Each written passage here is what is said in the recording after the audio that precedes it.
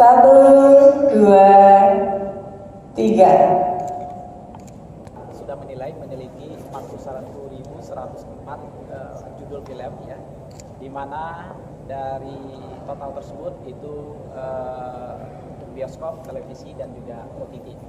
Nah, 2026 kita ingin film nasional kita terus meningkat dari sisi jumlah, termasuk dari sisi apresiasi penonton. Karena tahun terbaiknya sudah terbentuk ya di 2024 dan 2025. Tantangan kita adalah mempertahankan kepercayaan publik, kepercayaan penonton film nasional Indonesia agar tetap stay mengapresiasi film-film nasional kita. Dan itu butuh kata kunci, itu adalah produksi film dengan mengedepankan pada prinsip kualitas.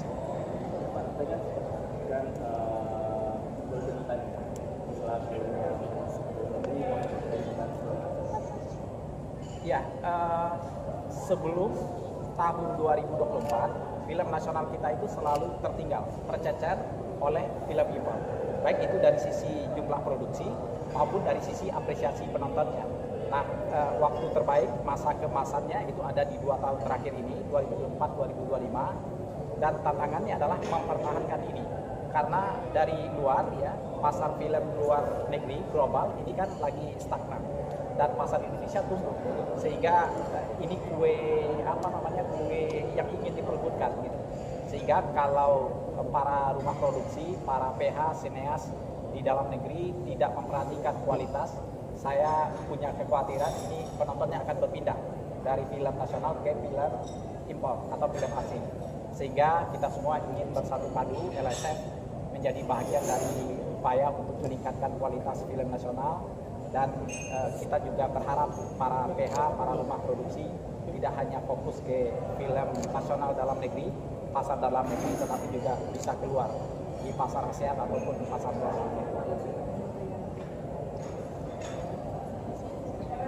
Kita saat ini punya kabar baik dari sisi genre ya. Kalau sebelum 2024 itu lebih banyak dominan itu adalah horor, tapi sekarang ini meningkat. Ada sekitar 14 genre yang masuk ke kita dengan top 3-nya itu adalah drama, horor dan juga komedi ya. Ini menandakan bahwa dari sisi produksi semakin beragam ceritanya.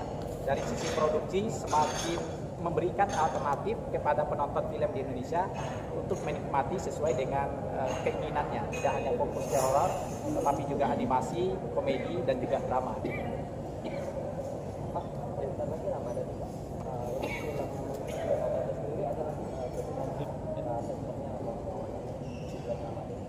Ya, libur panjang di pasca bulan Ramadan itu adalah time terbaik untuk film nasional. Seperti di 2025 ada Jumbo yang juga tayang mulai di libur Ramadan dan menjadi bagian dari 2 film dengan judul jumlah penonton terbanyak di Indonesia gitu. Maka waktu libur panjang di pasca Ramadan itu juga adalah pasar waktu terbaik bagi film-film nasional untuk kembali menjadi juara di hati penontonnya. Maka mesti gabungan pengusaha bioskop seluruh Indonesia dan rumah produksi menyiapkan film yang terbaik yang memberikan alternatif pada setiap klasifikasi usia. Artinya kalau penonton ingin nonton bareng anaknya itu ada alternatif SU. Kalau remaja ingin nonton ada film dengan klasifikasi 13. Atau kalau dewasa aja ada film 17 atau dewasa 21 gitu.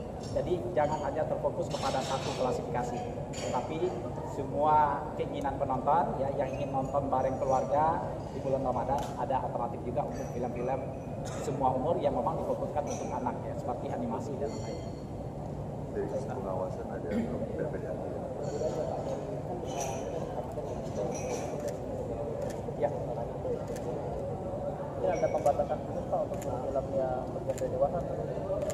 Ya, di sini ada juga Mas Waka dan Mbak Wiwit ya. Silakan ditambahkan Mas Waka. Ya, saya kira secara global lembaga sensornya tidak bisa membatasi industri ya. Saya kira bahwa di dalam bulan Ramadan atau bulan apapun semua PH boleh menyensorkan, tidak membatasi. Pemantauan juga demikian. Saya kira masyarakat yang lebih sensitif terhadap hal-hal yang jangan sensitif yang tidak boleh ditayangkan di bulan Ramadan. Saya kira lembaga penyiaran televisi dan juga GTV juga kewenangan lembaga seterusnya. Tapi kita mengawasi, mencatat, dan melaporkan.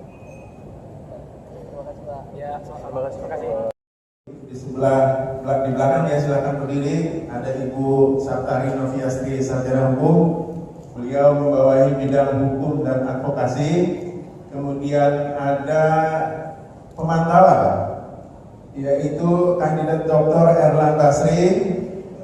Berikutnya ada kerjasama antar lembaga, Bapak Dr. Kiai Imam Syafi'i. Berikutnya ada apresiasi dan promosi Sohibul Bait Gustaf Aulia. Terima kasih, tepuk tangan untuk tim Komisi 2 yang telah bekerja keras di tahun ini.